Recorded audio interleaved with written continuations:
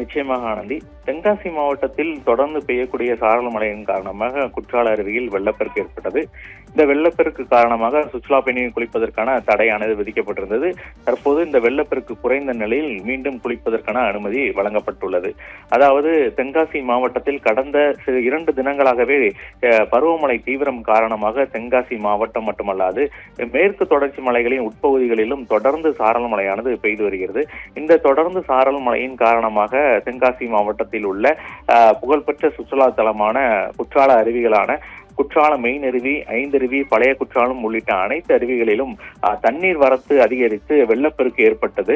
இந்த வெள்ளப்பெருக்கு காரணமாக சுற்றுலா பயணிகளின் பாதுகாப்பு கருதி குளிப்பதற்கான தடையானது மாவட்ட நிர்வாகம் சார்பில் விதிக்கப்பட்டிருந்தது. தொடர்ந்து குளிப்பதற்கான அனுமதி மறுக்கப்பட்டு வந்த நிலையில் இன்று காலையும் தண்ணீர் வரத்து லேசாக குறைய தொடங்கியுள்ளது. இந்த தண்ணீர் வரத்து குறைய தொடங்கியதை அடுத்து தற்போது சுற்றுலா பயணிகள் குளிப்பதற்கான அனுமதி வழங்கப்பட்டுள்ளது. ஞாயிறு விடுமுறை தினம் என்பதால் ஏராளமான சுற்றுலா பயணிகள் அருவிகளில் குளிப்பதற்காக குவிந்திருந்த நிலையில் காலை முதல் அனுமதி மறுக்கப்பட்ட நிலையில் தற்போது அனுமதி வழங்கப்பட்டுள்ள நிலையில் சுற்றுலா பயணிகள் உற்சாகமாக அருவிகளில் குளித்து மகிழக்கூடிய காட்சிகளை நாம் நேரடியாக பார்க்க முடிகிறது. மாவட்டத்தை பொறுத்தவரை இந்த தொடர்ந்து சாரல் மழையின் காரணமாக நீர்பிடிப்பு பகுதிகள் மற்றும் அருவிகள் மற்றும் அனைத்து பகுதிகளிலும் நீர்வரத்து அதிகரித்தே காணப்படுகிறது. மேலும் மாவட்டத்தை பொறுத்தவரை இந்த குற்றால சீசன் என்று தற்போது களைகட்டி காணப்படுகிறது.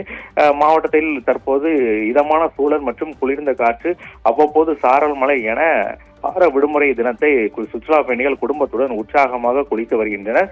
மீண்டும் இந்த குளிக்க அனுமதி என்பது சுற்றுலா பயணிகளிடையே ஒரு மகிழ்ச்சியை ஏற்படுத்தியுள்ளதே என்று கூற வேண்டும் ஆனந்தி. குற்றால அருவிகளில் வெள்ளப்பெருக்கு சற்று குறைந்த நிலையில் மெயின் அருவி மற்றும் ஐந்தருவியில் சுற்றுலா பயணிகள் குளிப்பதற்கு அனுமதி வழங்கப்பட்டுள்ளது. இதுகுறித்த கூடுதல் விவரங்களை எமது செய்தியாளர் சம்பத் வழங்கிட கேட்டும். தகவல்களுக்கு நன்றி சம்பத்.